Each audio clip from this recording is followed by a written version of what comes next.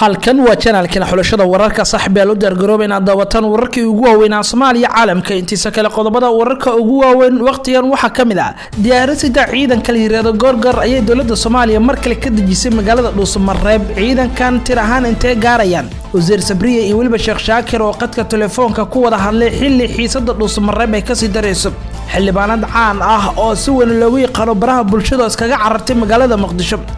halis weyn oo ka jirta baladweyne in ka badan 55 qof oo ka barakacay bartamaha magaalada qodobadaasi kuba kala qayb ka ah dambalowsho soo bandhiga arrimo halis ah kamid noqo saaxiibada ku xiran channelkeena subscribe dhiga balelkana taawo si ay mar walba kugu soo dhacaan wararka waliba warbixinada gaarka ah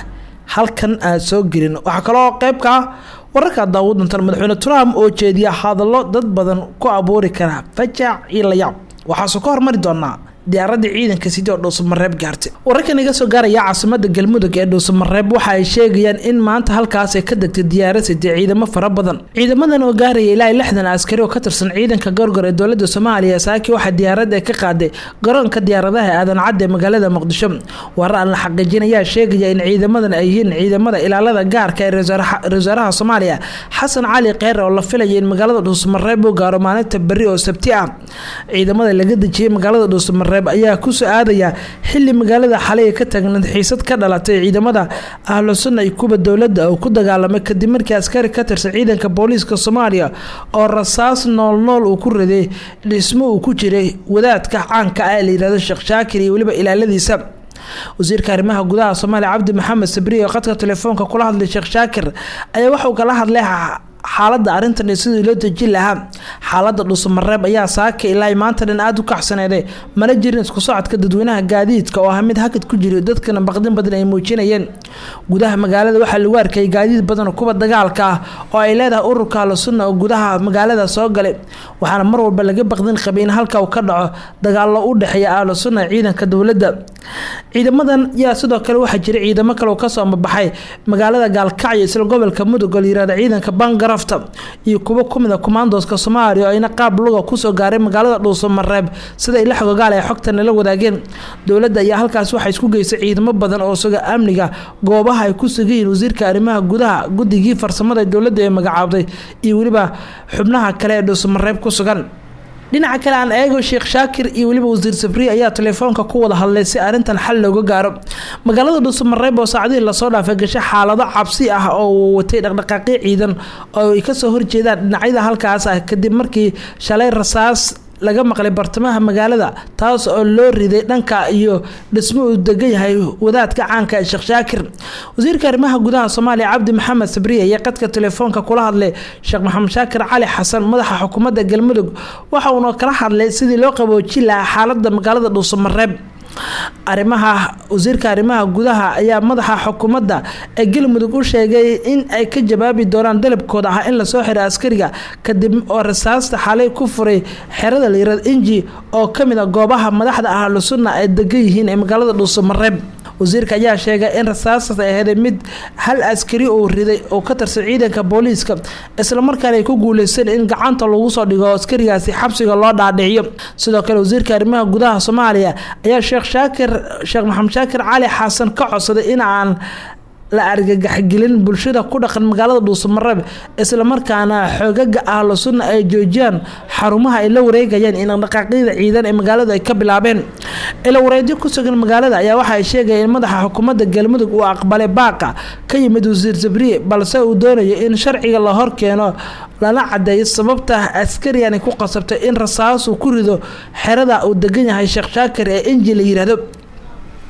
madaxa ahlu sunna ee gobolada dhexe ee Soomaaliya iyo kuwa Galmudug ku sugan magaalada Dhuusamareeb ayaa ka caruuday talaabada lagu rasaasay xerada Inji xilli uu ku sugnaa madaxa xukuumadda Galmudug iyo waliba mas'uuliyiinta sarsare ee ururkaasi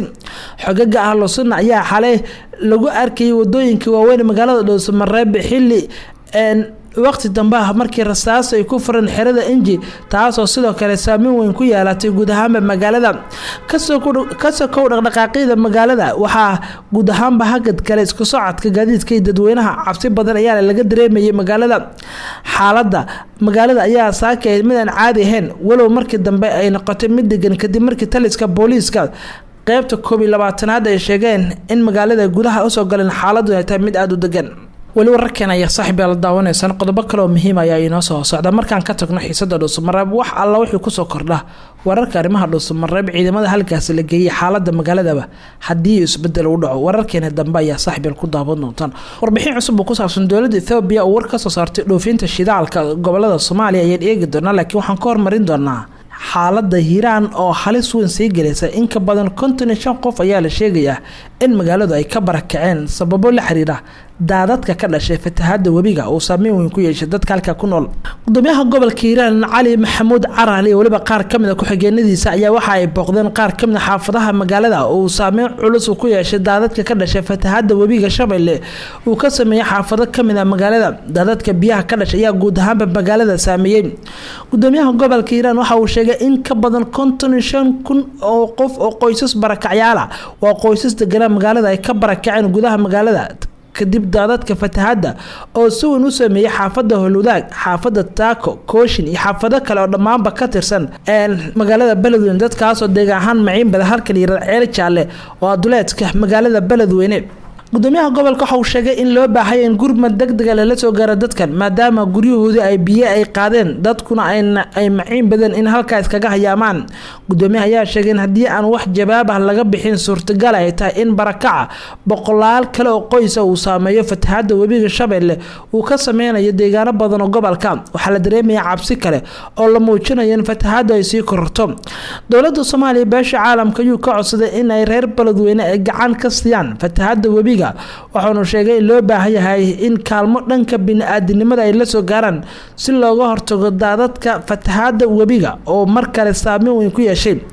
dadka reer Beledweyne ayaa la tacaalaya qatarta webiga oo mar walba sanadkan oo kale saameyn weyn yeesha dhinaca kale gudoomiye ku xigeenka dhanka arrimaha bulshada ee gobolka Hiiraan Xuseen Cismaan Cali waxa uu sheegay in hay'adaha samafalka ee gobolka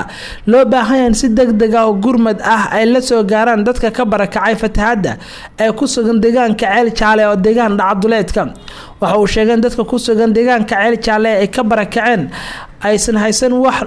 waxyaabaha nolosha muhiimka ah isagoo hay'adaha samafalkana ka dalbaday in halka ay soo gaaraan deegaanka Ceel Jaalle oo ku yaala duleedka koonfureed ee magaalada Beledweyne xarunta gobolka Hiiraan ayaa waxa xilligan ku sugan boqolaal barakacyaal ah oo uu saameeyay daadadka fatahaada webiga Shabeelle oo ku barakacay gudaha